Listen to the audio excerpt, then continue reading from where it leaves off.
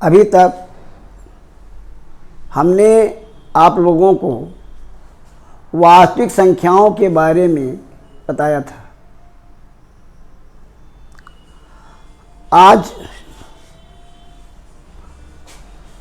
हम आप लोगों को दो चरों वाले रैखिक समीकरण के बारे में बताते हैं। रैखिक समीकरण क्या होता है, ये जानने की ज़रूरत है। और दो चर वाले, दो चर जैसे एक x हो दूसरा y हो, ये दो चर हैं। अब जिन चर का घात एक हो तो उनसे जो समीकरण बनता है वो होता है रैखिक समीकरण। अगर एक घात से अधिक हो गया, दो घात हो गया, तीन घात हो गया, चार घात हो गया, तब वो रैखिक समीकरण नहीं होता है। रैखिक समीकरण का मतलब जो चर दिया हुआ है उसका घात एक होना चाहिए, तभी वो रैखिक समीकरण होगा। तो इसमें जो रैखिक समीकरण है उसका मानक रूप जो होता है वो ax + by + c = 0, ये मानक रूप है। अब अगर हम युग्म लें, समीकरण का युग्म लें, जोड़ा लें, तो उन समीकरणों को हम युग्म को इस तरह लिखते हैं a1x + b1y + c1 = 0 और a2x + b2y + c2 = 0।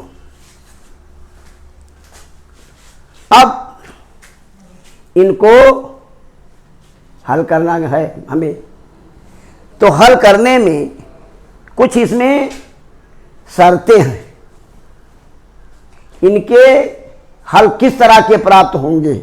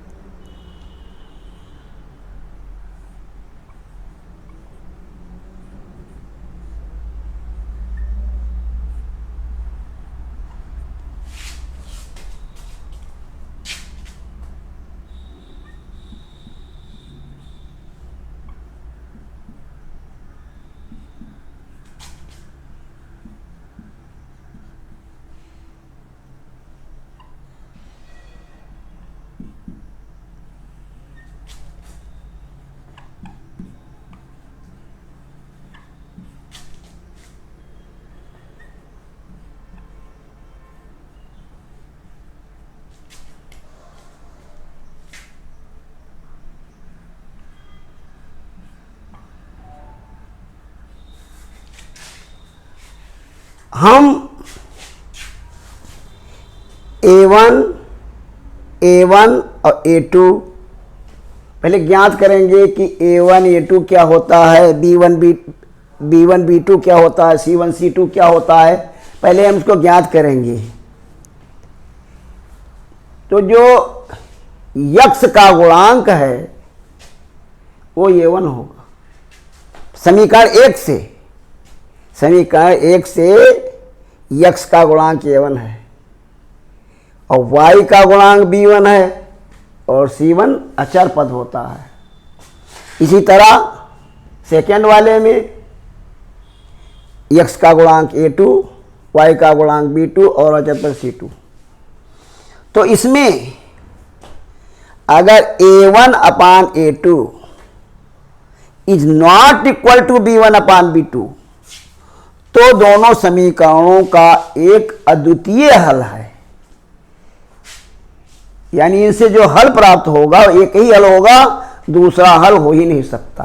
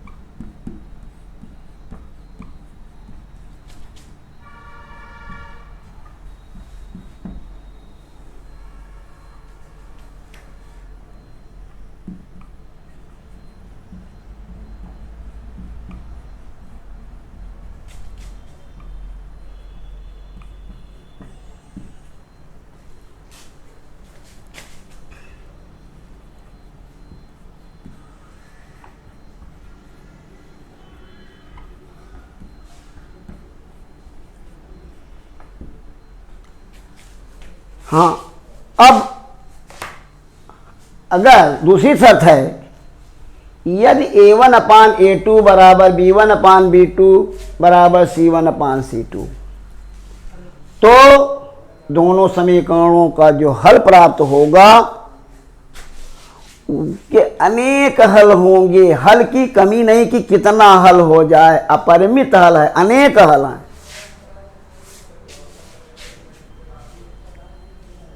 तीसरा,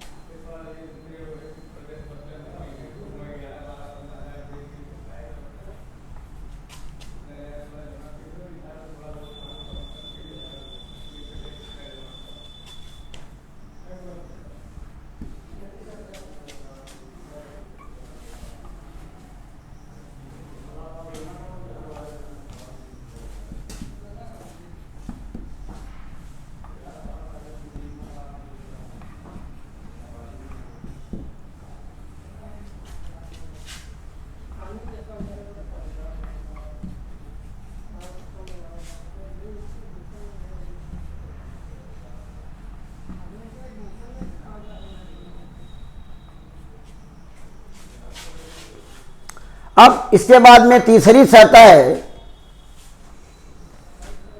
यदि A1 अपान A2 बराबर B1 upon B2 is not equal to C1 upon C2, तो दोनों समीकरणों का कोई हल नहीं है। अगर ऐसा होता है तो कोई हल होगा नहीं। अब इसी में अगर इन दोनों समीकरणों से ग्राफ पेपर पर दिखाया जाए और तो कैसी रेखाएं प्राप्त होंगी।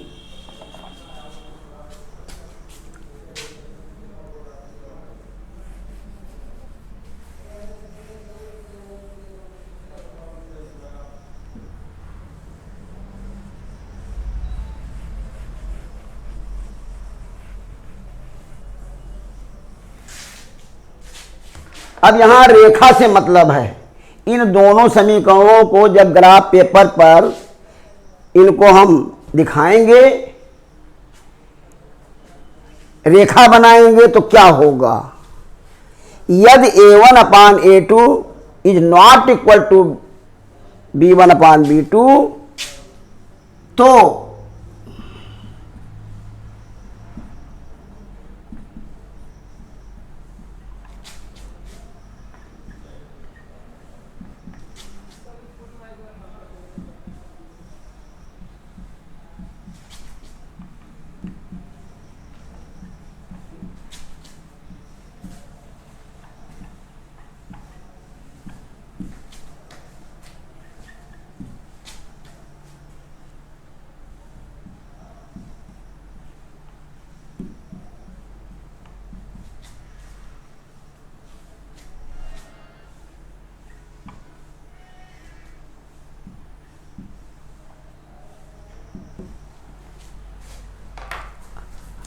अगर A1 upon A2 is not equal to B1 upon B2, तो दोनों समीकरणों से जो रेखाएं प्राप्त होंगी वो एक दूसरे को एक बिंदु पर प्रतिच्छेदित करेंगी।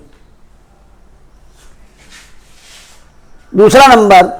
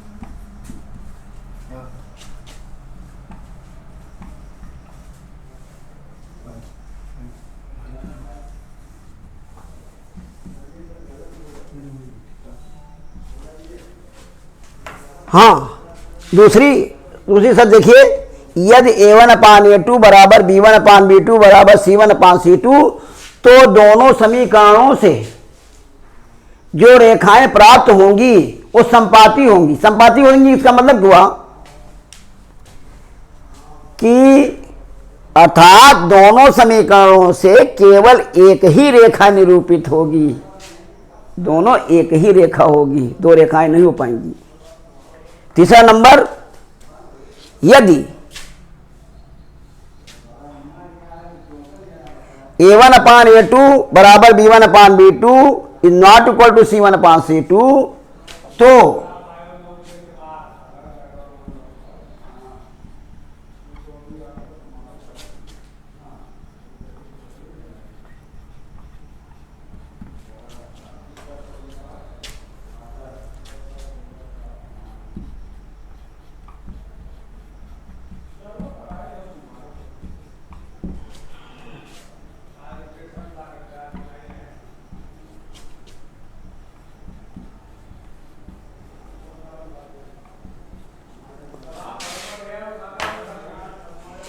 यदि a1/a2 बराबर b1/b2 is not equal to c1/c2, तो दोनों समीकरणों से प्राप्त रेखाएं समांतर होती हैं, यानी वह दोनों कहीं मिलेंगी नहीं।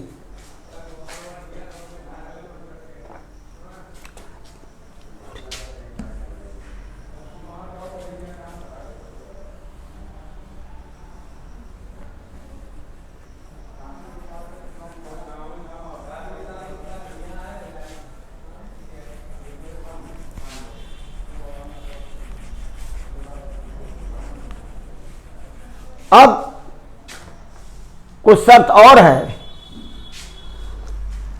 कि अगर यदि a1/a2 is not equal to b1/b2 और a1/a2 बराबर b1/b2 और बराबर c1/c2, तो इनसे जो होगा, इनके हल जो होंगे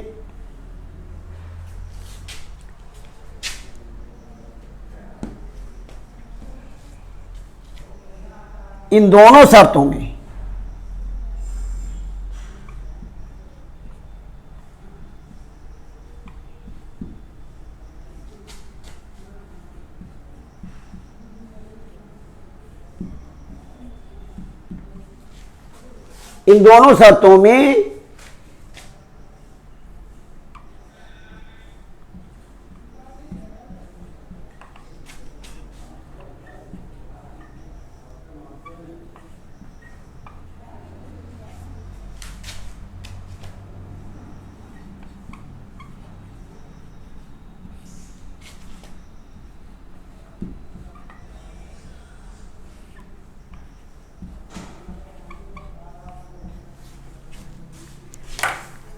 शर्त 1 और शर्त 2 ये जो है, इससे जब हम हल करेंगे तो इसको संगत माना जाता है। इन दोनों शर्तों में इस समीकरण युग्म का हल संगत होगा। और तीसरे वाले में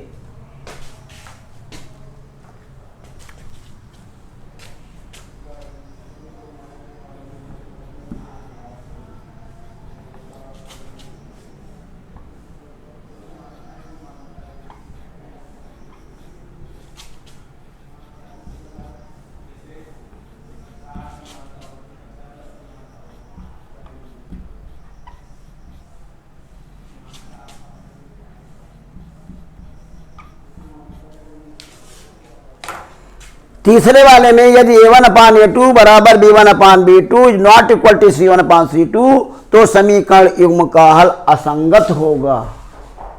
अब जब हम समीकरणों को हल करेंगे तो उन्हीं समीकरणों को हल करेंगे जिनके हल संगत होंगे, और जिनका असंगत होगा उनका हल हम नहीं करेंगे। और संगत और असंगत का कैसे पता चलेगा? हम पहले a1/a2 B1/B2 C1/C2 इसको निकालेंगे और निकालने के बाद में हम देखेंगे कि यदि A1/A2 is not equal to B1/B2 तो समीकरण युग्म का हल संगत होगा, और यदि A1/A2 बराबर B1/B2 बराबर C1/C2 तब भी संगत होगा, और यदि A1/A2 बराबर B1/B2 बराबर C1/C2 तब क्या होगा, तो समीकरण युग्म का असंगत होगा। और संगत में भी हम केवल जो पहली शर्त है उसी समीकरण को सॉल्व करेंगे, उसी को हल करेंगे, और इनके अनेक हल हैं। हमने बताया है कि यदि A1/A2 बराबर B1/B2 बराबर C1/C2 तो इनके अनेक हल होंगे, तो अनेक बहुत हल होंगे, अपरिमित होंगे, तो अपरिमित कौन हल कर पाएगा? अपरिमित हल कोई हल कर नहीं सकता। और पहली वाली शर्त में क्योंकि रेखाएं एक ही बिंदु पर काटती हैं, इनसे इनका हल एक ही होगा, द्वितीय होगा, इसलिए इसको हम सॉल्व करेंगे।